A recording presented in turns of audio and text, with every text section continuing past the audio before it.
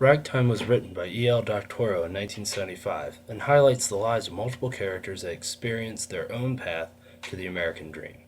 It is set in the early 1900s New York City and explores different social problems of the time period, including sexuality and racism. I chose to analyze the Cole House scenes and how they compare and contrasted with the book and the movie. I found the storyline significantly change in the scenes with Cole House and his gang. During this day and age, we would call this group terrorists. But in the book, you sympathize with the gang and want them to achieve justice. However, in the movie, you see them as violent and could care less about their well-being. We see this in Hollywood all the time. It's called subliminal racism. I think the next clip will explain what I mean better. Cue the music.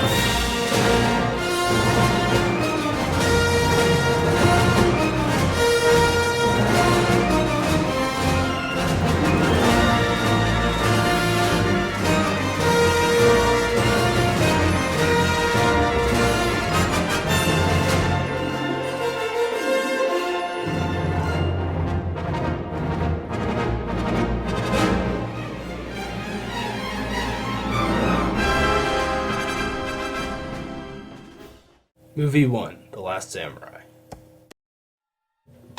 In this movie, we find our ideal hero in Nathan, Tom Cruise's character. He is a troubled alcoholic soldier before he is captured by the samurai. Once he is rehabilitated, he takes to learning the samurai way. He becomes a master of the sword and in a few weeks' time has the trust of the village, even though he was trying to kill them 30 minutes into the movie.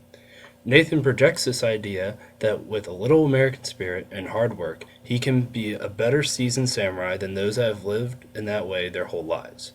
He is also the only person that can broker the peace between the samurai and the emperor. Even though the samurai have been trying that for years, he is able to do it in a few minutes.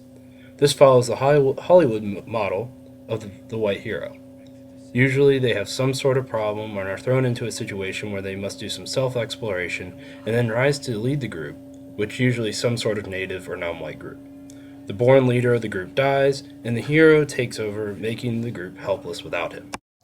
Movie 2, Avatar. The many grievances I have with this movie start with Jake, the main character.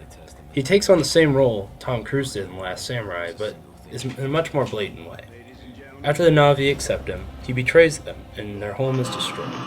Its destruction should have been the death of him, but because he was a central character, they couldn't, and I'll let that slide. But he screwed up, big time. As natives, they should have never trusted him again. However, that is not the case. After wrestling a giant pterodactyl from the sky, he joins back with the natives and proceeds to take over as their leader, with everyone practically forgetting that he was the reason their home was destroyed in the first place. Is this portrayal of the Na'vi being easily manipulative is supposed to be a representative of all native peoples? I thought Neytiri's brother was the chief now. Why is Jake taking that spot? What is going on? See, it all comes down to who Jake represents. The all-powerful, ideal character that always knows better than the rest of the characters. It's not about the Na'vi, it's about Jake and his rise to power. This is subliminally racist because of the fact that Jake is seen to be superior to the natives, even though they've lived there for thousands of years, and only by his participation would they have been successful. Movie 3, The Blind Side. The most recent of the movies presented, The Blind Side, would seem to be about a black kid who overcomes impossible odds to finally become a professional football player. However, with Sandra Bullock winning the Oscar for Best Actress, we get a whole other story. The story is in fact about the family of Sandra Bullock and how it was because of her that Michael Orr became successful. This makes Michael a back character that needs to be taken care of because he can't do it by himself. This could work, but it's almost like they are babying it. He can't do anything without the family's approval. In real life, Michael was actually independent and didn't stay with the family for a long time. The movie makes Michael out to be a pet project for the white family to bring into the world. Teen is your